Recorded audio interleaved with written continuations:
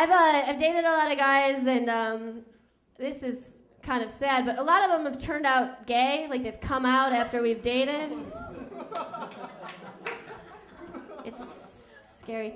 I meet them and I'm all excited because I'm like, oh my God, Alexandra, like he's so well dressed and he just understands me, and like to his friends he's probably like, well, she looks like a dude and swears like one, like, I guess this will work until I memorize that coming out speech, Don't. Slowly. It's like, I don't want to mess that one up. I don't know what it is. It's like the train runs express to Gay Town after it stops in Jocelynville. They get out and like have the vacation where they're like, no, I think I get it. I think I get it now. I am not, I don't like women. Thank you, Jocelyn. I'm like, no, why? Every time I go out with my friends, like my friends think it's really funny. It's like the big joke that I get like the creepiest dudes at the bar. They're like, oh, watch out, Joss, there's a creep over there. Like, look out. I'm like, it's funny, it's my life. But I was in New York and I had this guy come up to me. He was like in his like mid-50s. He's like totally hammered out of his brains. And he comes up to me, he's like, I like you because you look like you're 12.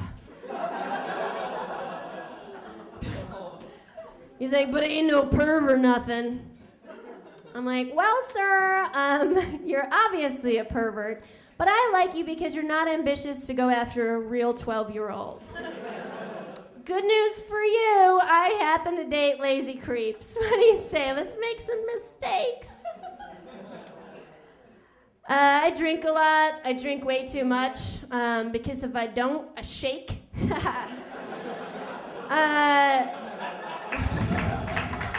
True.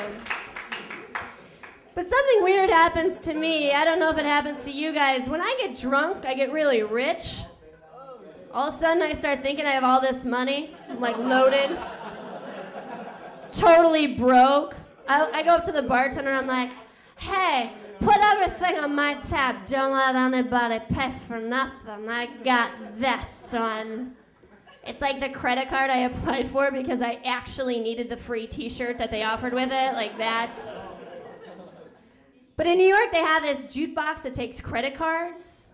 Like you actually can pay for it with a credit card.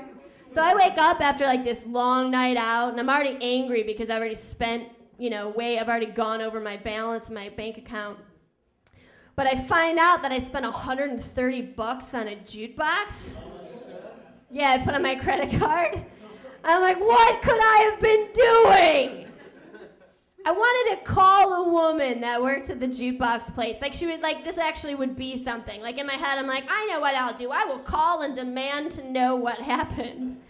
So I call up the thing, and I'm like, I would really like to know how $130 happened. And she's like, all right, let me break it down for you. We've got 33 plays of Living on a Prayer. Is that you? I'm like, yes. 22 plays of Brass Monkey back to back.